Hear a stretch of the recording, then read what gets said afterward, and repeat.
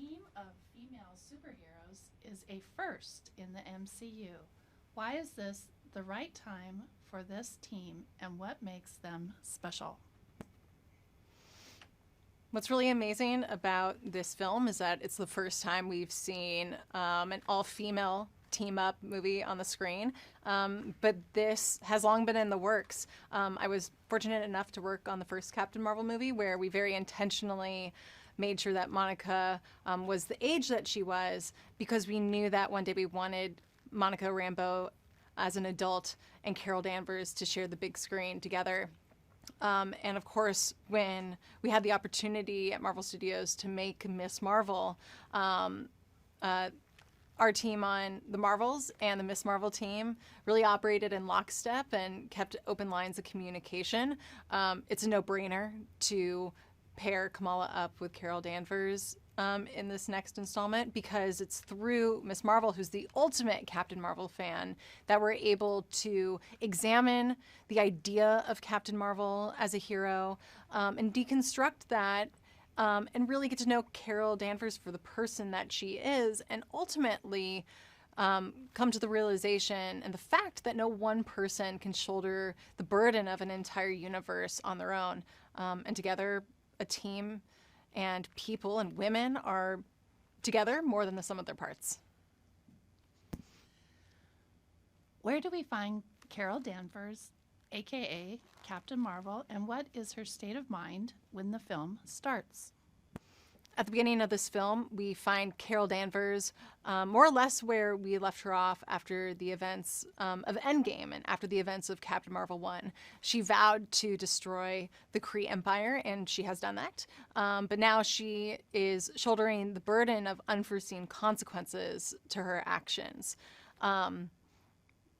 It's certainly been theorized what Captain Marvel might be doing out in space, theorized by the likes of Miss Marvel. And what's great is that in this film, we get to catch up with Carol and come to really understand where she has been and who she's been interacting with all this time.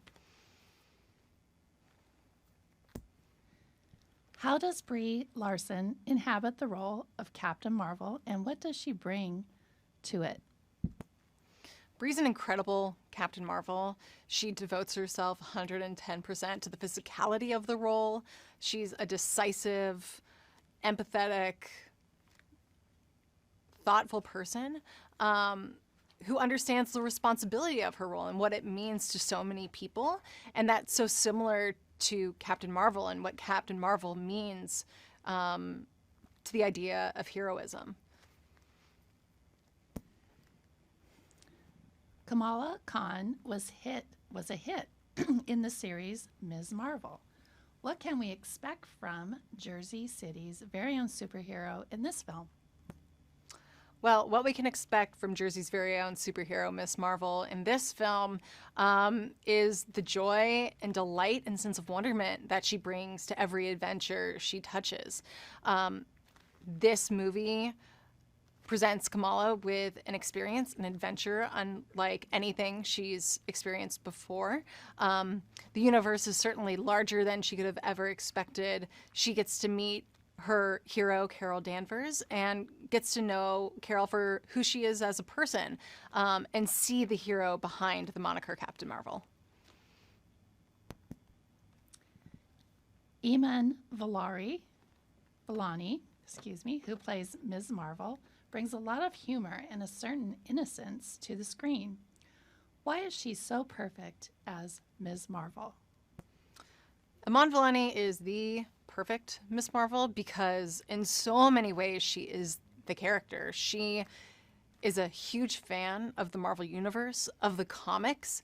She cares so deeply about the theories and where the MCU is headed.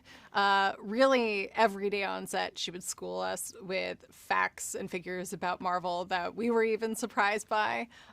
She really keeps everybody honest. She really cares about her character and actually just wrote and published a Miss Marvel comic for Marvel Comics. And for that, I'm just very excited that the world gets to experience more of her talent. And it's that joy and wonderment and innocence and enthusiasm, that raw enthusiasm that Kamala Khan brings to the Marvels.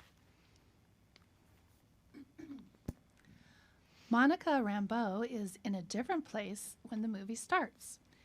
Can you explain where we find her now since WandaVision and what she is dealing with?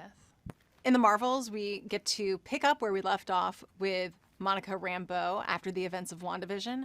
Of course, at the end of that show, Monica was given a mysterious assignment to go back up into space and to work with Nick Fury.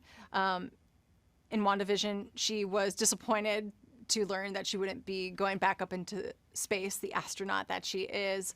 But we get to see her in what's really her natural environment. She's a scientist. She's an astronaut. She's a researcher. So we pick up with Monica up in space, where she is really at her best. And then, of course, unforeseen circumstances cause her light-based powers to become entangled with the likes of Carol Danvers and Kamala Khan.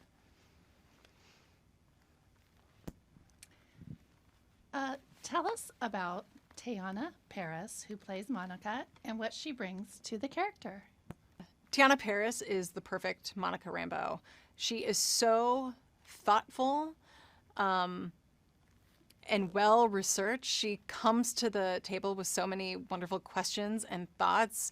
She's enhanced this character so much, and she has a deep love for the character's history. Monica Rambeau actually led the Avengers in the comics back, I think, in the 60s or 70s. She embodied the character incredibly well. She's incredibly physical, and like Monica in this story, really rose to the occasion and became a fully fledged superhero. Last question. What should audiences expect when they see the Marvels in the theater? What audiences should expect when they see Marvels in the theater is a fast-paced, action-packed movie that really cooks, led by three heroes who have an incredible chemistry and who together are much more than the sum of their parts.